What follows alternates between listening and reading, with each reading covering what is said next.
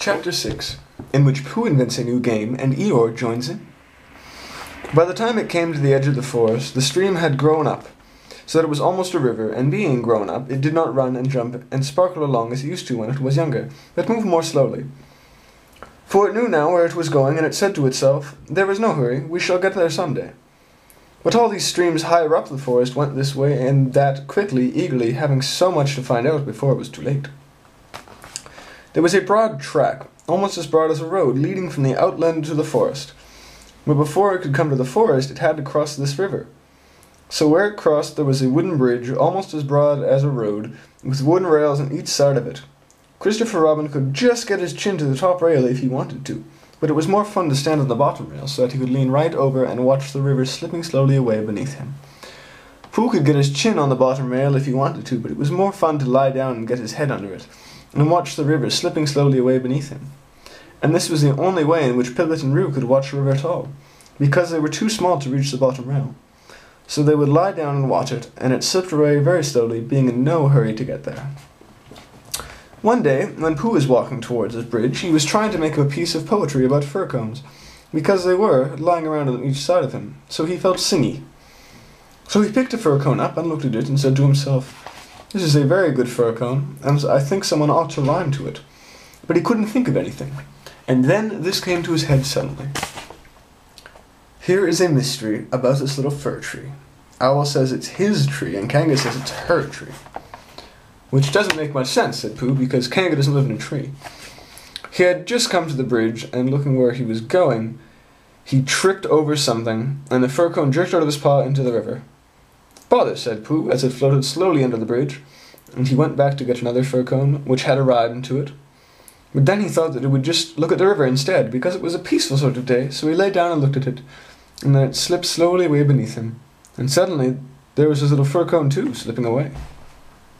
"That's funny," said Pooh, "I dropped it on the other side, and it came out on this side. I wonder if it would do it again." And he went back for some more fir cones. It did. It kept on doing it. Then he dropped two in at once and leaned over the bridge to see which of them would come out first. And one of them did, but as they were both the same size, he didn't know if it was the one he wanted to win or the other one. So next time he dropped one big one and one little one, so the big one came out first, which is what he had said it would do, and the little one came out last, which is what he had thought it would do. So he had won twice. And when he went home for tea, he had won 36 times and lost 28, which meant that he was, and that he had, well, you take 28 away from 36, and that's what he was, instead of the other way around. 8. He won 8 times. And that was the beginning of the game called Pooh Sticks, which Pooh invented, and which he and his friends used to play on the edge of the forest, but they played with sticks instead of fir cones, because they were now easier to mark. Now one day Pooh and Piglet and Rabbit and Roo were all playing Pooh Sticks together.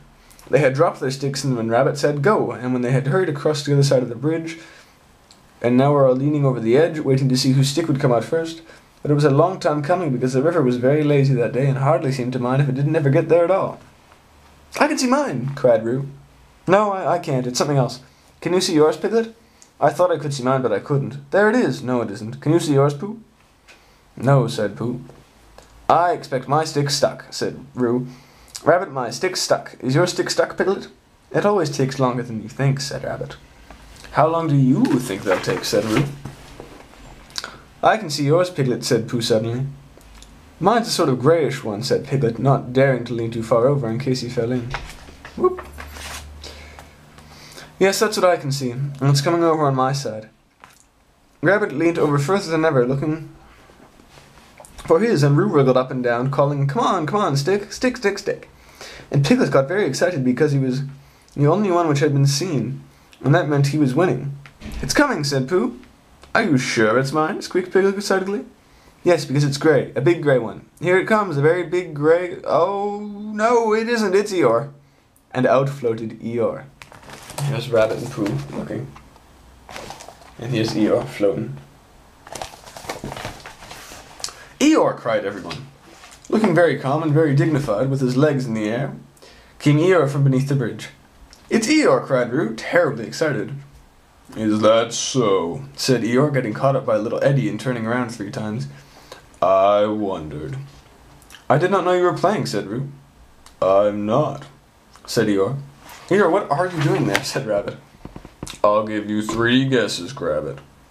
Digging holes in the ground? Wrong. Leaping from branch to branch of a young oak tree?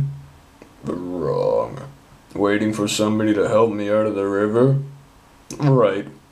Give Rabbit time and he'll always get the answer. But Eeyore, said Pooh in distress, how shall we do you think if we...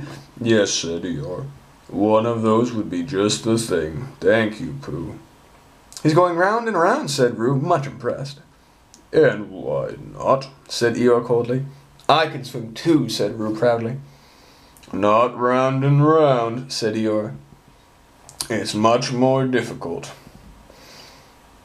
If didn't want to come swimming at all today, he went on, revolving slowly, but if, when in, I decide to practice a slight circular movement from right to left, or perhaps I should say, he added, just as he got to another eddy, from left to right, just as it happens to occur to me if nobody's business but my own.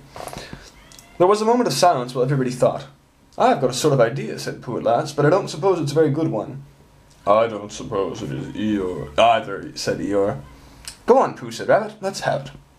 Well, if we all threw stones and things into the river on one side of Eeyore, the stones would make waves, and the waves would wash him to the other side. That's a very good idea, said Rabbit, and Pooh looked very happy again. And here's a picture of Pooh and Rabbit with the rocks.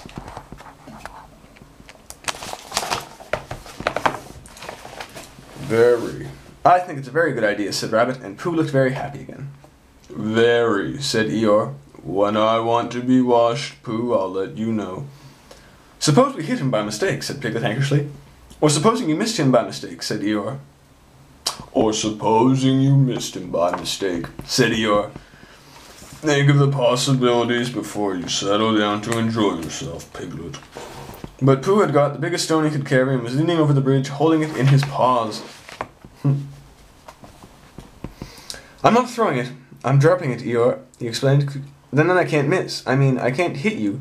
Could you stop turning round for a moment, because it muddles me rather? No, said Eeyore. I like turning round. Rabbit began to feel it was time it was time he took command. Now, Pooh, he said. When I say now, you can drop it. Eeyore, when I say now, Pooh will drop his stone. Thank you very much, Rabbit, but I expect I shall know. Are you ready, Pooh? Piglet, give Pooh a little more room. Get back there. Roo, are you ready? No, said Eeyore. Now, said Rabbit.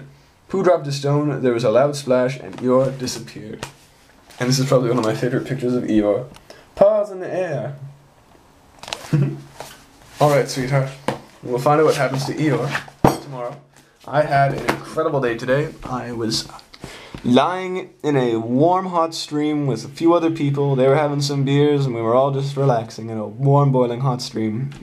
And then I went caving in a kilometer-deep cave. I'm putting up pictures soon. I love you, Christy. Sleep well, vegan lad. I'll be home soon. I love you.